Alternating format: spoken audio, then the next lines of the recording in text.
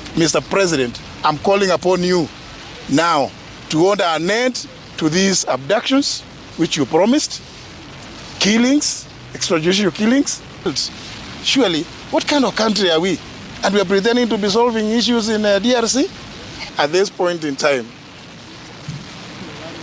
the country should shelve all other business they have to discuss this matter of abductions and extrajudicial killings. When I called the press conference on the 12th of January, I ended by saying that this matter, if left unchecked, can plunge this country into chaos and anarchy, and called for a national dialogue, or indeed a commission of inquiry to inquire into these gruesome murders and be told whether there is a policy. I'm not aware of it. I sit in government. I'm not aware of any policy that supports abductions and extrajudicial killings. And it is not right that parents like these ones and relatives can stay for periods in excess of 40 days looking for their loved young ones. And we sit somewhere claiming that we are discussing matters about the economy of this country. Economy for who? If we are killing them, abducting and killing the young ones, so who are you doing the economy for? This matter needs to be taken with the seriousness that it deserves. And you know, I said, I was lucky that when my son was abducted, I was able to reach the president, and he immediately ordered Nuruddin Haji to release him. And Nuruddin, went ahead and released him. How about these parents and relatives who cannot reach the president? It is something that is so serious that we must shelve all other things that we are doing, because I do recall that during the campaigns, we went around the country saying that abductions, extrajudicial killings would never happen at our watch. But now it is happening. It has been happening, and we are trying to normalize it. As we are here, mourning and grieving about these four who have gone missing. We are also aware that 2 young men were killed in Nakuru in circumstances that are very clear that those involved are security personnel. I want to say we cannot be told that the police do not know. Our police is known to be one of the most efficient in this region. And therefore, if they wanted to crack this matter and bring the culprits to book, it will be a matter of just a few days or hours. So I'm calling upon everybody in government, and more so particularly because ultimately responsibility must belong to somebody. We say the buck must stop somewhere. In this case, the president is the president of the Republic of Kenya, head of government, and commander-in-chief of all defense forces.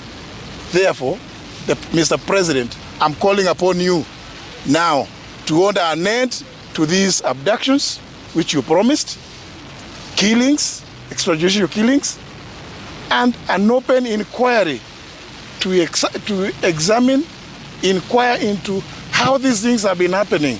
We cannot make it normal. We know that these are very young lives that have been taken away. What do you think the parents of these young ones are feeling? Everybody must put themselves in the shoes of these parents and relatives who have been agonizing. Did they enjoy Christmas? They could not, when everybody else was enjoying their Christmas. Surely, this must be something that we must take to the next level, where we must involve in a commission of inquiry, which must include people from all sectors. The law society should come up, be part of that commission of inquiry, religious groups, and the civil society groups like Amnesty International and others. Kenya Human Rights Commission. All of them, they should be involved in that commission, because we want the truth, and to put an end to this, we cannot take it as business as usual anymore, because I can just put myself in the hearts and the minds of these parents. You've seen one of the fathers here is not even able to appear because of the agony that is been taken through for the last 40 days. It is not normal. We must now address this matter with finality, with a view to getting to the root cause of these abductions and extrajudicial killings. Let me say the issue of resignation, not the resignation, is a signed issue. You know, it suffices that I sit in government and I'm calling on government. The head of government is the president. This matter must be discussed. We cannot just say that you are in government or the other. No. Everybody who is involved must come out. And you know, government exists, among other things, to protect the lives and property of the citizens. These are citizens whose lives have been taken at a very young age. I mean, the issue of resignation or not, this is such a side issue. It suffices that I've made my point, that whoever wants to listen, and you have noticed, I have refused to respond to those side things about some people, you know, who have been told, sent there to go and say this and this. You know, I'm not going there. This is a very serious matter, you know. And actually, it should take the anger of this country, because why are we allowing young boys and girls to be kidnapped, only later to be found killed? Surely, what kind of country are we? And we are pretending to be solving issues in DRC? This is a very serious issue. I mean, the number of people that have died are so many that it should prick the conscience of any right-thinking leader in this country. That's my position. Because the reason why I'm proposing a open commission of inquiry, including all relevant stakeholders in this country, is so that we can go to the root cause. And therefore, and you know, the result, it would be recommendations which are actionable. So let me not jump the gun to respond one or other about that. Suffices that that is my proposal. Others are at liberty to make their suggestions. I want to make this one appeal, that regardless of your position in society, in government, in the security sector, remember, whatever you are doing, one day you may have to answer for it personally.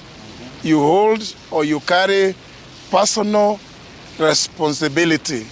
Those of them that may not be clear should be reminded about the Nuremberg trials. You cannot be excused for obeying illegal orders from wherever they may be from. So people and Kenyans, please, those of you, I've seen many of you have taken pictures. Make sure that those pictures you take, store them safely, even in the cloud.